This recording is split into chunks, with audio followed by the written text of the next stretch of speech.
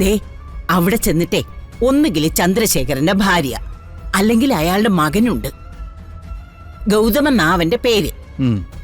നീ അവനോട് പറയണം പ്രിയങ്ക മരിച്ചിട്ടില്ല, ജീവിച്ചിരിപ്പുണ്ടെന്ന്.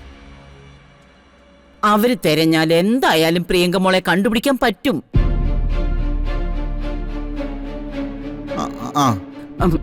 ദേ ഇതൊന്നു പോയി പറഞ്ഞ നിനക്ക് 100 പുണ്യം കിട്ടും. അതിനെന്തു സുമാര്യമേ, ഞാൻ ഇപ്പൊ തന്നെ പോയി പറഞ്ഞേക്കാം.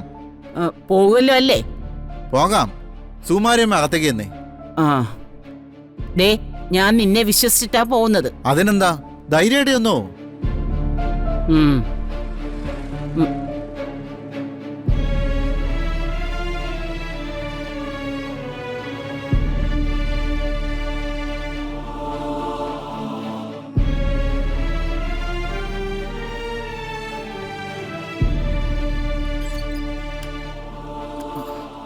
തിരുമേനി, തിരുമേനി, തിരുമേനി.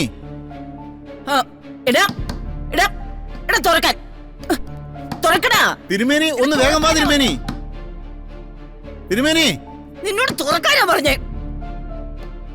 തിരുമേനി, തിരുമേനി, വാതിൽ തുറക്കാൻ.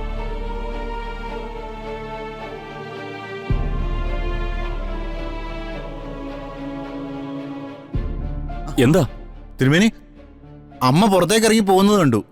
ഞാൻ ഇങ്ങോട്ട് വന്നപ്പോ അത് കണ്ടോണ്ടാ വന്നത്. എന്നിട്ട് അമ്മ എവിടെ? മുത്തശ്ശൻ മുറിയിലേക്ക് കയറിയപ്പോ ഞാൻ കയറി വാതിലടച്ചു.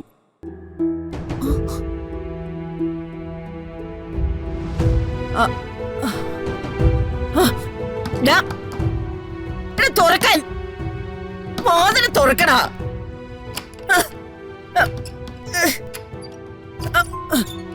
അമ്മേ, എന്താ ഇത്? എന്റെ പൊന്നു തിരുമേനി, കണിമംഗലത്ത് പോകാനാണെന്ന് പറഞ്ഞ് ഇറങ്ങിയതാണ് പോലും.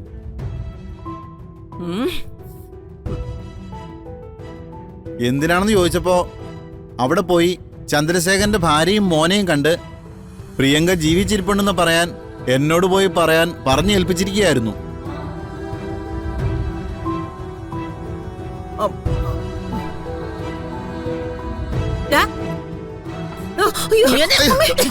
അമ്മേ, നീ എന്നെ പറഞ്ഞു പറ്റിക്കായിരുന്നോ? നിന്നെ ഒരു ദിവസം എന്റെ കൈ കിട്ടും, ഒന്ന് നിന്നെ കൊല്ലു ഞാൻ. ഇറങ്ങി പോകാൻ.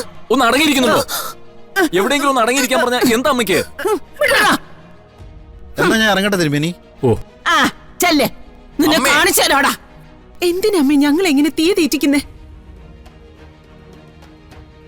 ഇല്ലാത്ത കാര്യം മനസ്സിൽ കൊണ്ട് നടന്നിട്ട് അതിനു വേണ്ടി അലയാനാണോ? എടി, ഇല്ലാത്ത കാര്യമല്ലേ. അതിന്റെ വാസ്തവം എന്താണെന്ന് നിനക്ക് നിന്റെ ഭർത്താവിനും ഒരു ദിവസം ഞാൻ മനസ്സിലാക്കി തരും.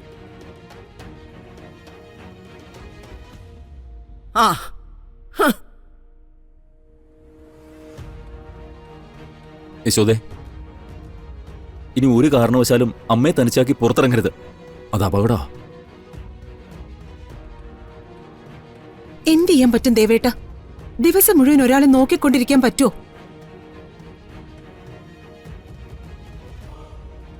അടുക്കളയിലോ പുറത്തോ ചെയ്യേണ്ട കാര്യങ്ങളൊന്നും ചെയ്യണ്ടേ? എന്റെ ഈശ്വര, ഇങ്ങനെയുണ്ടോ ഒരു വിധി?